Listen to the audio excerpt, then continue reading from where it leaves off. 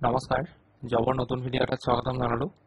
আজিৰ ভেকেন্সি আপোনালোকৰ টাটা জুডিঅ' ওৱেৰহাউছৰ পৰা আহিছে ইয়াত কন্টেক্ট নম্বৰ দিয়া আছে এই নম্বৰটোত আপোনালোকে ফোন কৰিব লাগিব এপ্লাই কৰিবৰ কাৰণে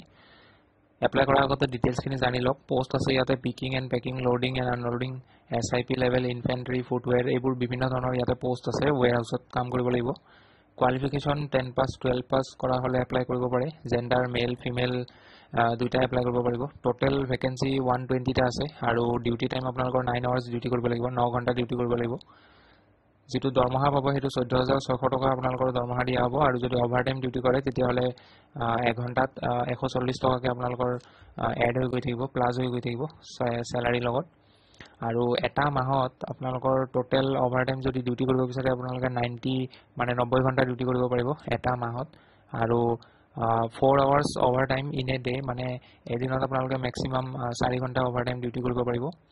আৰু যেটো বয়সৰ সময়সীমা 19 বছৰ মিনিমাম হ'ব লাগিব আৰু ম্যাক্সিমাম 40 বছৰলৈকে এপ্লাই কৰিব পাৰে ইয়াতে ডে শিফট আৰু নাইট শিফট দুটা শিফটত কাম হয় যদি নাইট শিফটত কোনোবাই কাম কৰে তেতিয়া হলে তেওঁলোকক ফ্ৰী ডিনাৰ দিয়া হ'ব মানে ৰাতিৰ যেটো খোৱা হেতু তেওঁলোকে ফ্ৰীতে পাব ডিউটি এটেন্ডেন্স আপোনালোকৰ মাহত 26 ডেজ এটেন্ডেন্স থাকিব লাগিব আৰু মেইনটেনেন্স এডভান্স দিব লাগিব 3500 আৰু লগতে ৰুম ৰেন্ট পে কৰিব লাগিব মান্থলি 1600 কৰি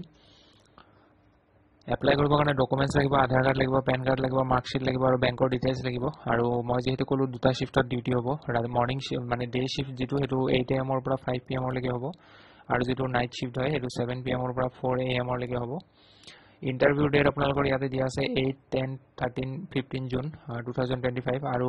জবৰ যেটো লোকেশন হ'ব হেতু আসাম নহব বা লোকেশন হ'ব আপোনালোকৰ ইয়াত দিয়া আছে কৃষ্ণৰাজপুৰম বেংগলোৰ যাব লাগিব নাম্বাৰটোত ফোন কৰিব নাম্বাৰটোত ফোন কৰিলে আপোনালোকক গুটেখিনি প্ৰসেস বুজাই দিব কেনেকৈ যাব লাগিব কি কৰিব লাগিব সব বুজাই দিব তাৰ পিছত আপোনালোকে যাব পাৰে এপ্লাই কৰিব পাৰিব